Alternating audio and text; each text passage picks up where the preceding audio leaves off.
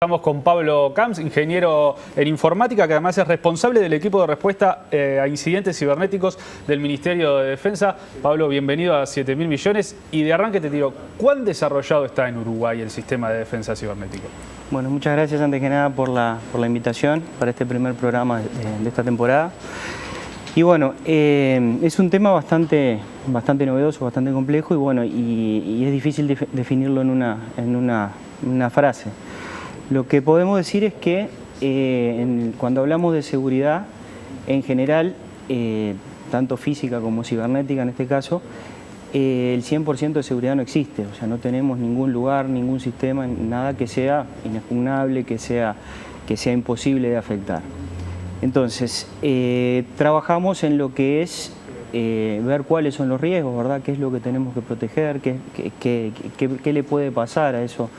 A ese activo de información o lo que fuera, y gestionar un poco justamente esos riesgos para mitigarlos o para eliminarlos, ¿verdad?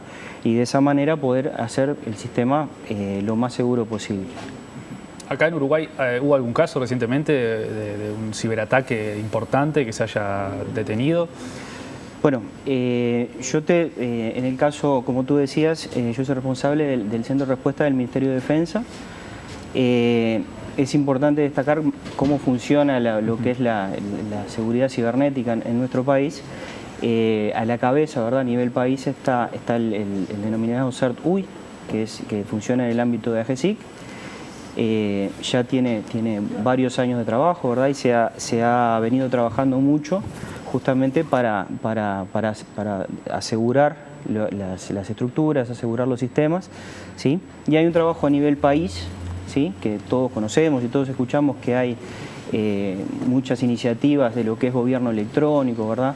Cuantos más elementos nosotros vamos poniendo en ese ciberespacio, en ese nuevo dominio que aparece de interacción, estamos exponiendo vulnerabilidades, ¿verdad? Entonces, cuanto más nos desarrollamos en el mundo digital, más debemos protegernos y más debemos formar a nuestra gente, reforzar nuestro sistema para evitar tener un incidente.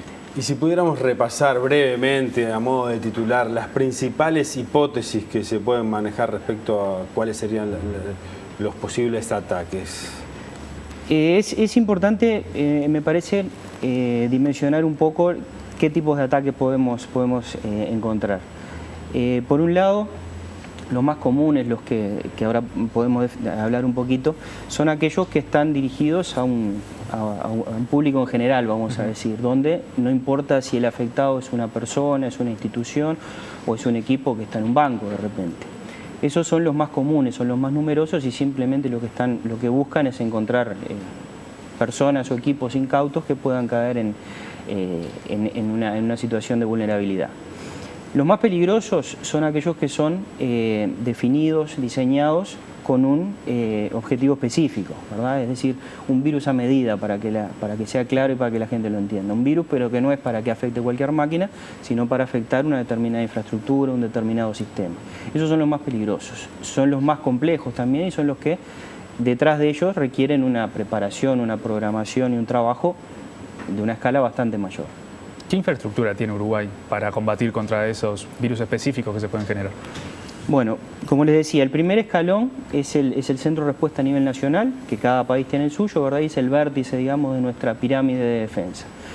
Y después, ellos han trabajado, como les decía, desde hace tiempo, formando lo que son equipos de respuesta sectoriales, ¿sí? Así hay en el ámbito académico, en el ámbito económico, en la parte bancaria, por ejemplo, y el caso de nuestro centro de respuesta en el ámbito de la defensa es otro ejemplo, ¿sí? Eso es un modelo de tipo federal, vamos a decir, donde cada uno va creando capacidades y posibilidades de responder a incidentes de seguridad cibernética, ¿verdad? Y federal para que queden, digamos, aislados también un poco las amenazas, para que puedan ser mejor aisladas. ¿Por qué el concepto de federal? Porque son situaciones similares, porque juntamos los parecidos, vamos a decir. Los problemas de los bancos son parecidos entre ellos, los problemas de defensa son de otro tema, de otro tipo, ¿verdad? En el ámbito académico, en el ámbito escolar puede ser, ¿verdad? Vemos otro tipo de amenaza donde de repente no se busca un rédito económico, pero sí pueden haber otro tipo tipo de delitos que se cometan en ese ámbito. ¿Las principales amenazas para Uruguay son internas, o sea, hackers en Uruguay o vienen del exterior?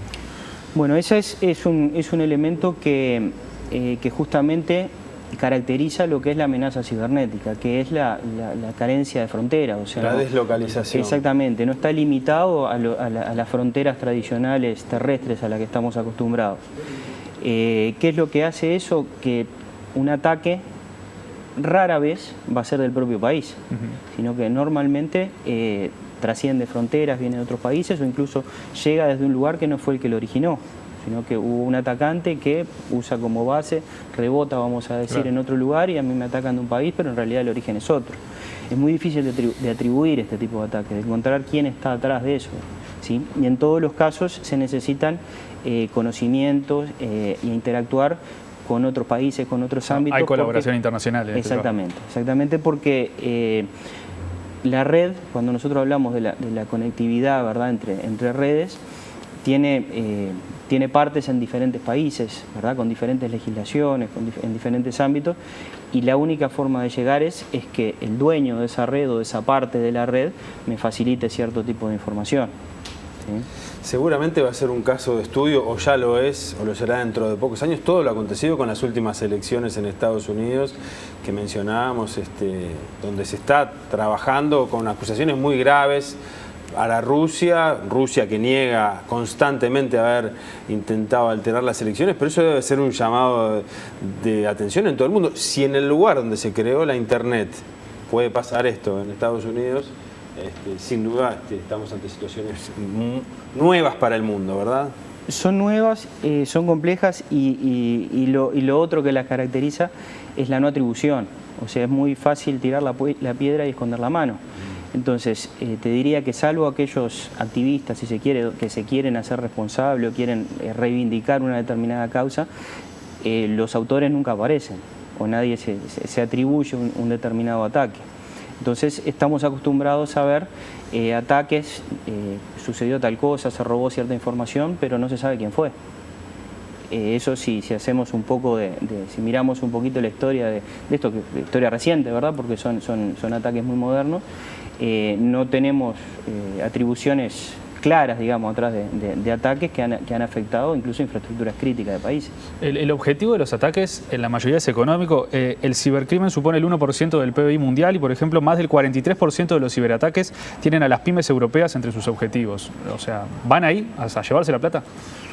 En parte sí, o sea, las estadísticas que tú mencionabas son claras.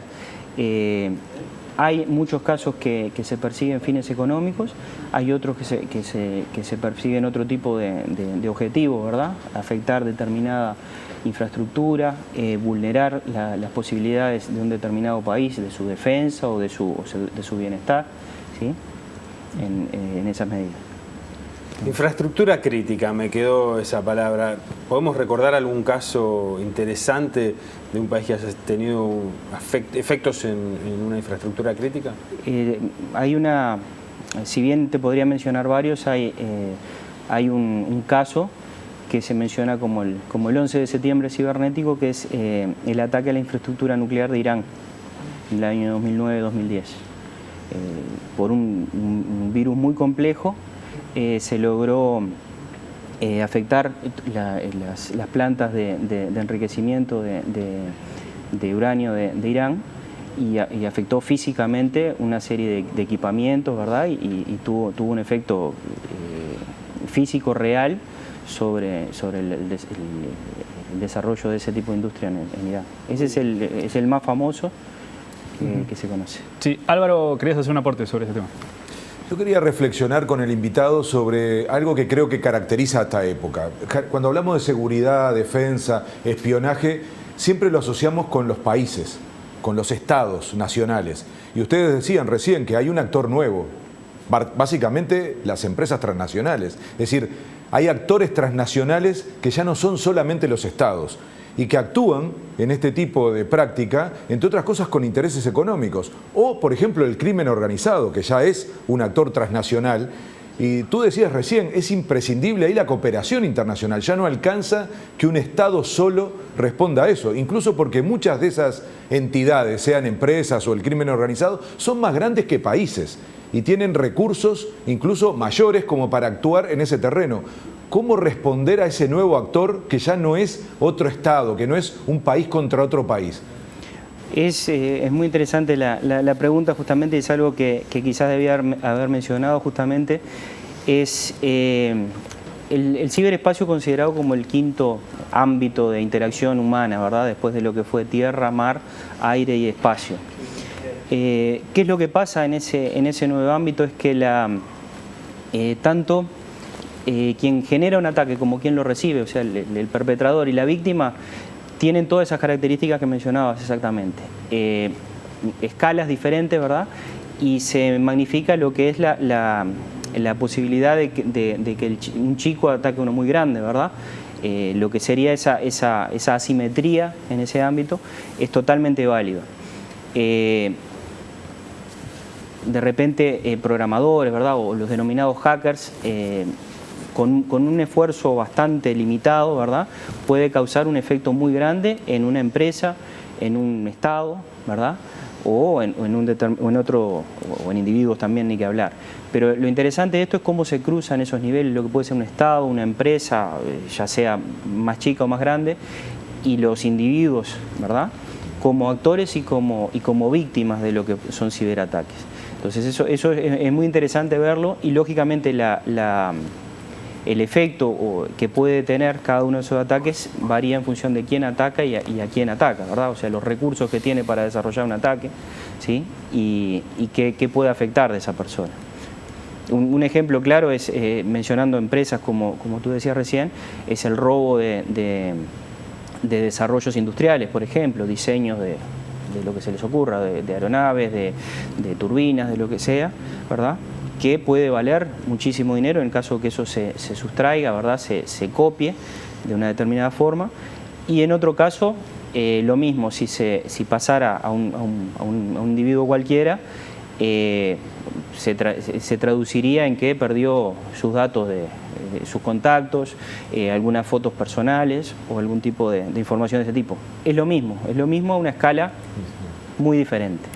Bueno, Pablo, muchas gracias por tu presencia en 7.000 millones. Recordamos que el curso sobre ciberdefensa y ciberseguridad comienza el 20 de marzo y que toda la información está en calen.edu.uy.